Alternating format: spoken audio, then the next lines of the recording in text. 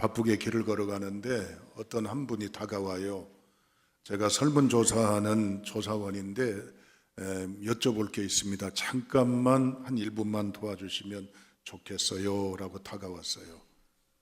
뭘 묻냐면 선생님께서 살아가면서 가장 불안했던 때가 언제입니까? 라고 갑작스럽게 물어왔어요. 여러분 같으면 이 질문에 몰라요, 바빠요 할 수도 있지만 나름대로 성심성의껏 내가 살아오면서 불안할 때가 언제인지를 답변한다면 언제라고 여러분 답변할 수 있어요? 그러니까 이런저런 불안했을 때를 답을 하겠죠. 응답을 하겠죠. 어떤 사람은 호주머니가 비어갈 때, 지갑에 돈이 한 푼도 없을 때, 통장 잔고가 없을 때, 병들었을 때, 사고 당했을 때, 뭐 이런저런 얘기들을 해요. 물론 있을 법한 대답들입니다. 그런데 이 설문의 1위가 뭔지 아세요? 어느 때 가장 불안했느냐? 휴대폰 배터리가 떨어져 갈 때. 동감하세요? 엉뚱한 대답을 한 거예요.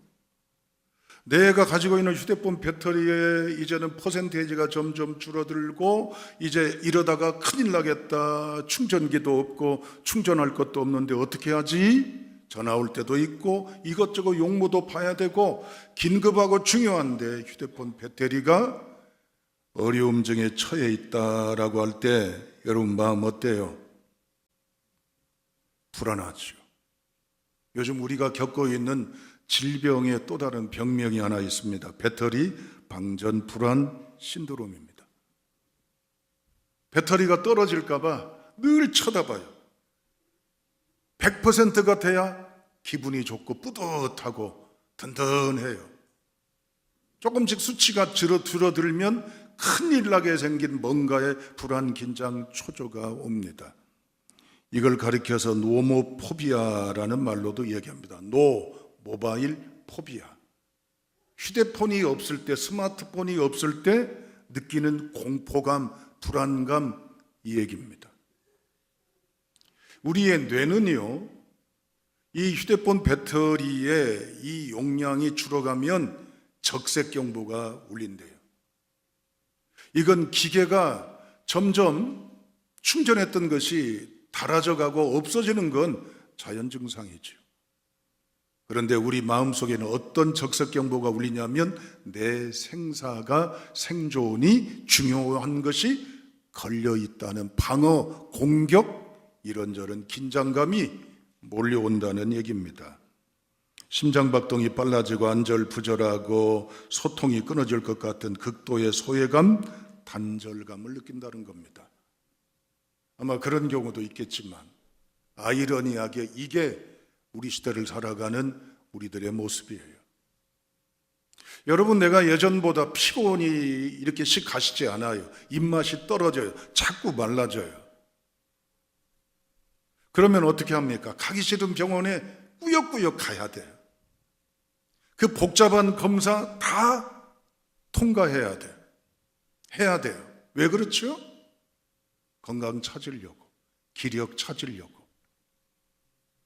배터리는 이처럼 충전하고자 조마조마 이런저런 생각들로 이제는 에너지가 떨어져 갈 때 불안하고 안타까워하고 건강 또한 그런데 예배당에 와 있는데 예배 드리는데 밋밋해요. 아무런 감동 의미도 없고 졸리고 시간이 지루하고 답답하고 들리지도 않고 보면 기분 나쁜 거, 언짢은 거, 불만스러운 것만 보여요. 입만 열면 불평, 불만이고 못마땅하고 그렇다는 얘기예요. 물어봅니다. 이건 어떤 증상이에요? 영혼의 배터리가 줄어들고 바닥입니다. 어떻게 하실래요? 오늘 우리는 이 본문의 말씀을 통해 우리보다 어려운 시절 참담하고 처참하고 불행하고 비극적인 시대를 살아왔지만 당당하고 용감하고 씩씩하고 도전적이고 흐트러짐이 없는 신앙의 무대장에서 살아온 우리 신앙의 선배들의 모습, 위대한 사도의 권하는 복음의 메시지에 우리를 비춰봐야 될 줄로 압니다. 2000년 전에 있었던 실화의 내용을 복음을 통해서 위로하고 있습니다. 여러분, 대다수의 크리스찬들은 신분이 비천해요. 저 밑바닥 하류 인생들입니다.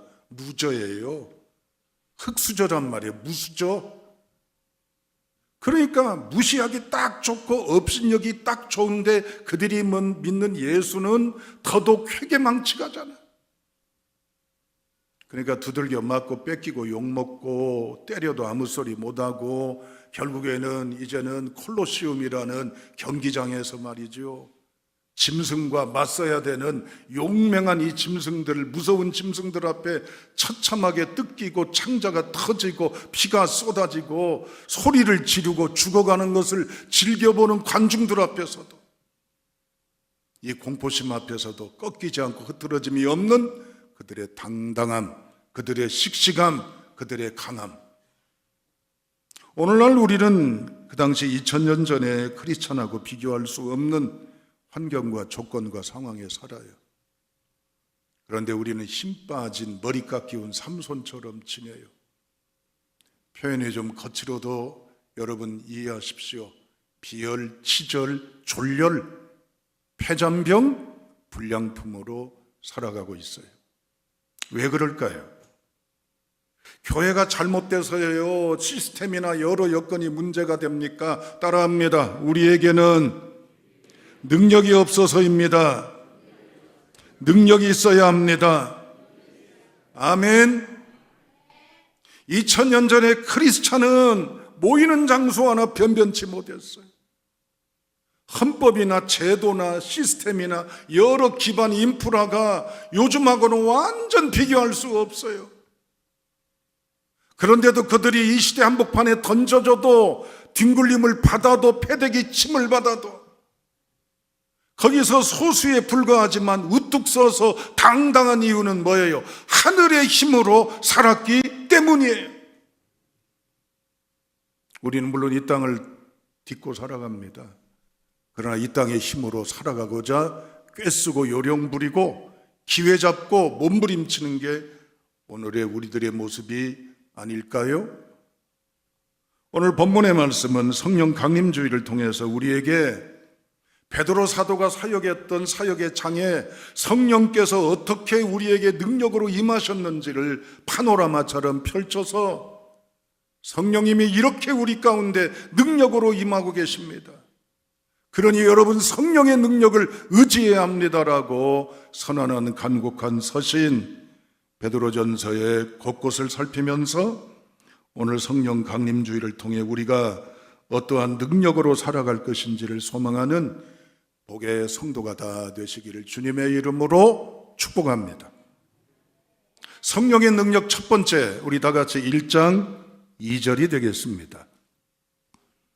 2절 말씀 다 같이 읽겠습니다. 시작. 곧 하나님 아버지의 미리 하심을 따라 성령이 거룩하게 하심으로 순종함과 예수 그리스도의 핏부림을 얻기 위하여 택하심을 받은 자들에게 편지하노니 은혜와 평강이 너희에게 더욱 많을지어다. 아멘. 편지 첫머리에 베드로 사도는 삼위일체 하나님을 선언하고 있습니다. 한 분 하나님이 세 가지의 모습으로 기능하고 역사하신다는 하나님의 삼위의 인격과 격과 권세에 대해서, 합작품에 대해서 2절에 선언하고 있어요. 읽었던 말씀에 보면 하나님, 성령님, 예수님 나오죠? 그렇죠? 그런데 2절에 보면 하나님은 어떤 하나님? 미리 아시는 아버지 하나님. 예수님은 어떤 예수님? 핏부림을 주시는 예수님. 성령님은 어떤 성령님? 거룩하게 하심으로 순종하게 하시는 성령님. 아멘. 여러분, 성령의 능력이 임한다라고 하는 것은 우리가 아는 일반 상식으로 어떤 일이 방언을 막 해요. 내가 알지 못하는 말들. 그 방언을 나는 모르는데 그걸 내가 들어보니까 알게 되고 통역을 하게 돼요. 그리고 어둠의 이 귀신들, 악령들을 우리가 볼 수는 없으나 보게 돼요. 그리고 그것들을 추방하고 죽기하고 쫓아내게 돼요. 그리고 앞날에 벌어질 일들을 예언하게 돼요. 다양한 성령의 표적과 기사가 있지만 이것은 성령의 능력의 표식일 뿐이지 성령이 존재하는 주된 방향성, 목적은 뭐예요? 따라하시겠습니다. 거룩하게 하심으로 순종하게 하십니다. 아멘. 이게 성령의 능력이에요. 방언하고 귀신 쫓아내고 뭐 특별하고 특이한 거 한다, 이것이 능력의 최고봉이 아니란 말이에요. 성령이 임하시는 최고의 역사는 뭐냐? 거룩하게 해요. 누구를? 우리를 거룩하게 해서 네 기분, 네 생각, 네 뜻대로 의지대로 살지 아니하고 누구에게 순종하게 해요? 하나님에게 순종하게 한다는 거예요. 초대교회 교인들은 가난뱅이들이고 무식쟁이들이고 무수저 흙수저 굴러다니는 돌덩이 많고 못한 존재들이지만 그들은 꼿꼿하게 분명히 확실하게 서 있는 위대한 신앙의 향기와 기품과 능력을 갖게 되었습니다. 뭡니까? 오순절에 임하신 성령의 행전이 우리 가운데 임하기 때문인 줄로 믿습니다. 사랑하는 여러분, 우리가 세상에 휩쓸려 살아갈 위험이 가득합니다. 살아가야 되기 때문에, 우선 되고 봐야 되기 때문에, 우선 이루고 봐야 되기 때문에 어때요? 눈 감고 못 듣는 척하고 가면 되는 거예요. 그러나 성령의 역사는 우리의 사업장에서, 직장의 관례에서, 학교의 현장에서, 이런저런 일상에서 거슬러 하나님의 원하시는 뜻을 따라 살아가도록 역사하십니다. 여러 차례 말씀을 드렸죠. 여러분, 직업군 가운데서 꼴찌 4인방이 있다고 그랬잖아요. 맨 끄트머리 꼴찌가 누구예요? 정치인. 꼴찌에서 두 번째, 미안합니다, 검사. 세 번째, 판사. 네 번째, 따라합니다, 기독교인. 인정하고 싶진 않아요. 우리 그 정도는 아니잖아요. 그런데 일반 사회가 보는 것이 썩었다고 문제 있다고 보는 직업군과 다를 바 없는 모습으로 우리에 대한 신뢰, 호감에 대해서 저평가하고 막평가하고 이제는 우리를 혹평하고 있어요. 성령 강림주일입니다. 성령이 오셨네 찬양을 할 때 성령이 임재하심으로 옛버릇, 옛습관, 옛사람이 벗어나고 새롭게 변화되고 나아가고 진보하는 성도가 되어야 할 줄로 믿습니다. 사랑하는 여러분, 하나님의 은혜 안에 붙들리는 온전한 성도가 되시기를 주님의 이름으로 축원합니다. 지난주 어느 가정 신방하면서 동행한 동역자 신방대원이 이런 얘기를 하더라고요. 학교 다니는 아들이 말이죠, 학교에 성경을 가지고 간다나요? 깜짝 놀랐어요. 학교에서요 성경을 읽는데요, 성경을 읽는 이 아이 때문에 성경이 인기가 있다네요. 그리고 이 아이로 인해서 교회 나간 아이들이 모여서 뭐 해요? 기도한대요. 이해가 되세요? 우린 일상에서 하나님 모른 척, 없는 척, 안 믿는 척 하며 지냈던 게 우리들의 모습이잖아요. 그러나 키가 작고 왜소하지만 어린아이의 마음속에 삶의 무대, 학교의 무대에서 당당하게 분명하게 하나님이 나의 아버지가 되시고 예수가 그리스도이심을 공개적으로 선언하고 드러내는 이 중심의 힘은 뭡니까? 하나님 믿는 복음 안에 성령의 역사인 줄로 믿습니다. 사랑하는 여러분, 이제는 하나님의 은혜 안에 우리가 거룩한 성도가 돼야 될 줄로 믿습니다. 두 번째, 오늘 12절을 읽어보시죠. 12절입니다. 자, 읽습니다. 시작. 이 섬긴 바가 자기를 위한 것이 아니요 너희를 위한 것임이 계시로 알게 되었으니 이것은 하늘로부터 보내신 성령을 힘입어 복음을 전하는 자들로 이제 너희에게 알린 것이요 천사들도 살펴보기를 원하는 것이니라. 아멘. 거기 주목하십시오. 하늘로부터 보내신 성령을 힘입는데요, 하늘로부터 보내신 성령을 힘입으니까 어떤 행동과 삶이 나타나요? 복음을 전하는 자라고 나와 있어요. 성령이 임하면 예수가 그리스도이시고 그리스도가 예수라고 하는 위대한 복음을 전하는데 주저하지 않는 복음의 전도자, 선교사가 된다는 얘기입니다. 할렐루야. 예수님과 그 이후 속제자들, 그 이후의 후속의 제자들, 수많은 순교자들의 핵심의 인생의 선언은 뭡니까? 오직 예수입니다. 핍박받고 모진 박해와 환난 가운데서 오늘날로 말하면 학교에서나 직장에서나 일터에서나 사회에서나 수많은 삶의 현장 속에서 자랑할 것도 예수요, 드러낼 것도 예수요, 전할 것도 예수라고 하는 사실을 당당하게 전하는 이 능력이 성령 안에 주어지는 표징이고 권세입니다.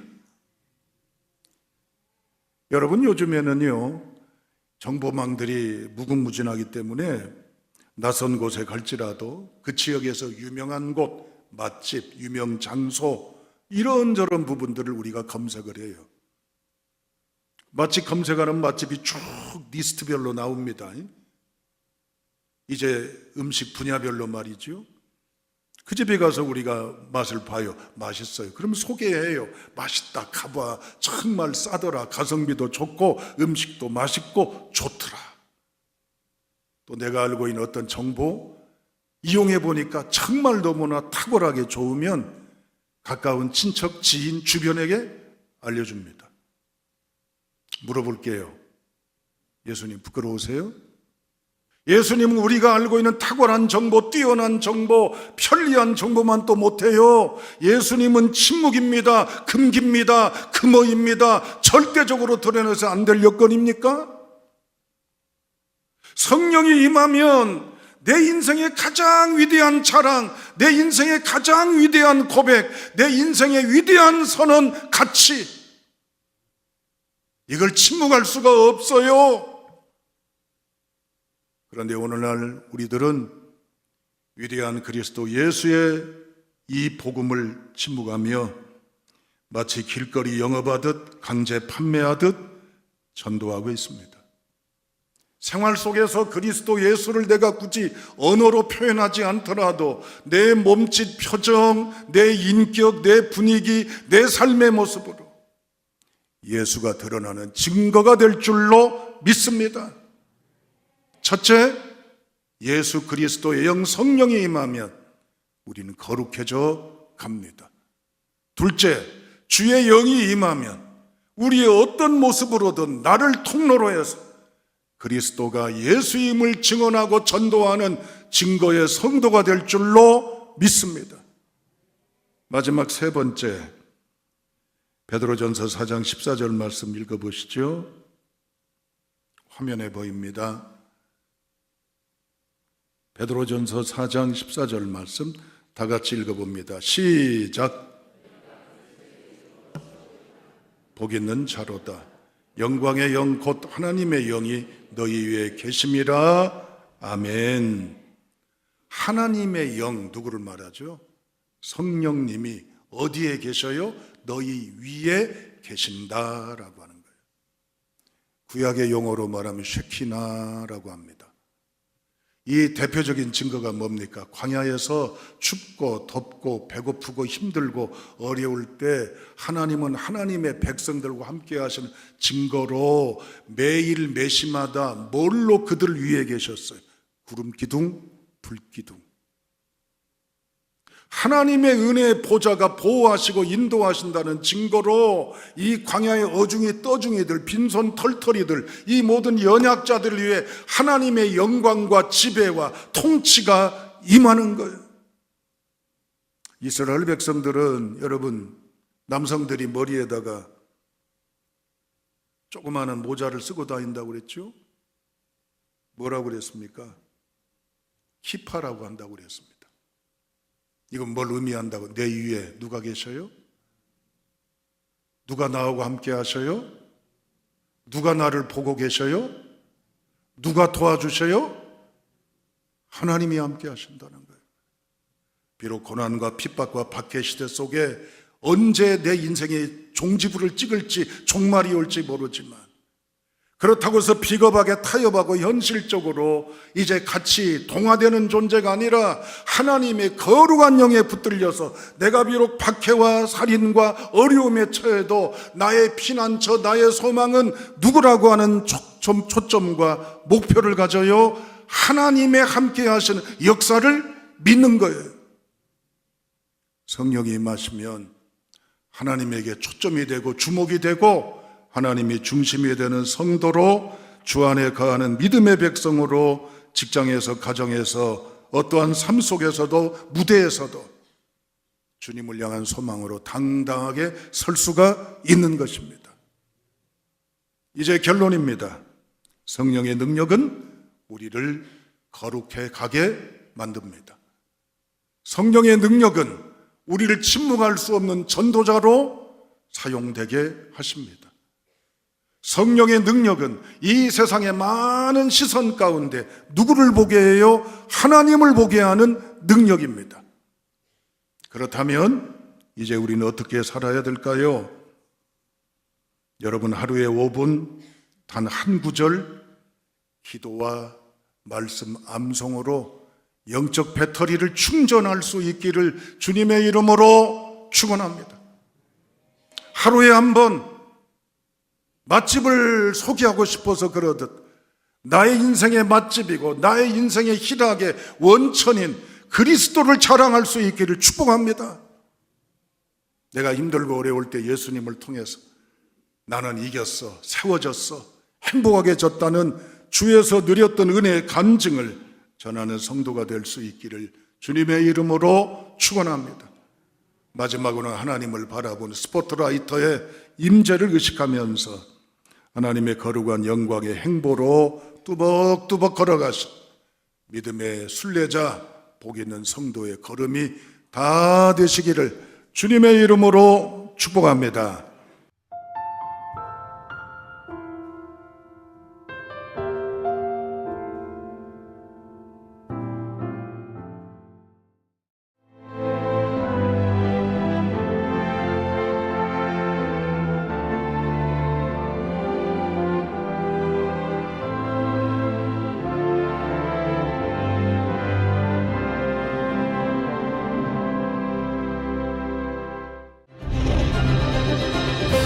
기회는 준비된 도시를 선택합니다. 대지엔 바이오, 반도체, 도심엔 문화, 하늘엔 우주. 대한민국 미래 산업의 새로운 가능성을 열어가는 곳. 격이 다른 도시, 순천입니다.